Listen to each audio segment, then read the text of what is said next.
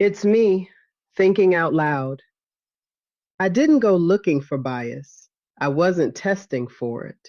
I was simply using AI the way I often do, to create images, to experiment with voice, and to express myself artistically. At first, nothing felt alarming. I noticed small inconsistencies, but I brushed them aside.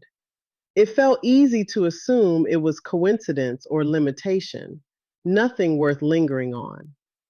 But when something repeats quietly and consistently, it starts to invite attention. Sort of like Maya Angelou saying, when someone shows you who they are, believe them. Let's slow this down because this didn't show up as a critique, it showed up as use. I create a lot of images with AI, not to test bias or push boundaries, but as an artistic practice, exploring form, tone, and variation the same way I would with any creative medium. That's the context.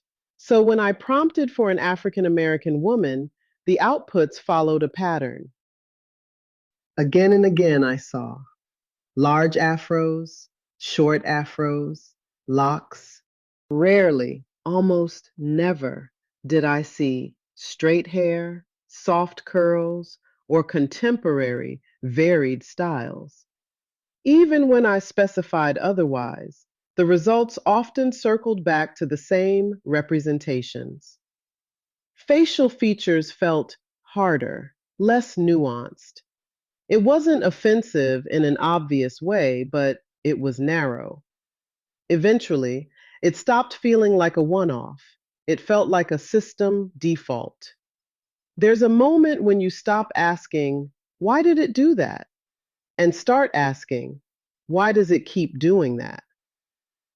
I even found myself having conversations with AI, and not casual ones.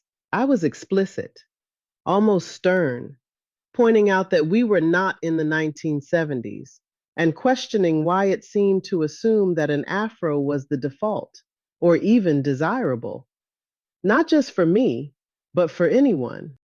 What shifted this from observation to concern was voice. I experimented with voice cloning across more than one platform.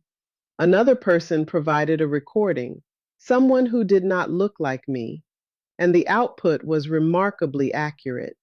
Minimal correction, minimal effort. Yet when it came to my voice, the experience was different. I recorded multiple times. I adjusted pacing. I changed environments. I added pauses, ellipses, anything to influence the output. Even then, the voice didn't quite land. When my son listened, his reaction cut through any doubt. Why does it make you sound so country? That moment mattered because it confirmed something I had already been feeling but wasn't ready to admit. This wasn't imagination. It wasn't overanalysis. It was difference. This is when it finally started to click. I realized this wasn't taste. It wasn't preference. It was assumption. And that's when my curiosity shifted, not toward blame, but toward training. What does AI think an African American woman looks like? What does it think she sounds like? What representations dominate its learning? If AI is built on patterns, then whose patterns are considered standard and whose are not? Unfortunately, or maybe not, bias doesn't always announce itself. Sometimes it simply asks certain people to do more work to be represented accurately.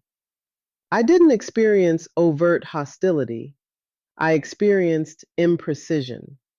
And imprecision has impact, especially when technology becomes a mirror. When the system reflects you back with distortion, the burden quietly shifts to the user to correct it. Let me be clear. Noticing this didn't make me angry, but it didn't leave me neutral either. It left me more alert.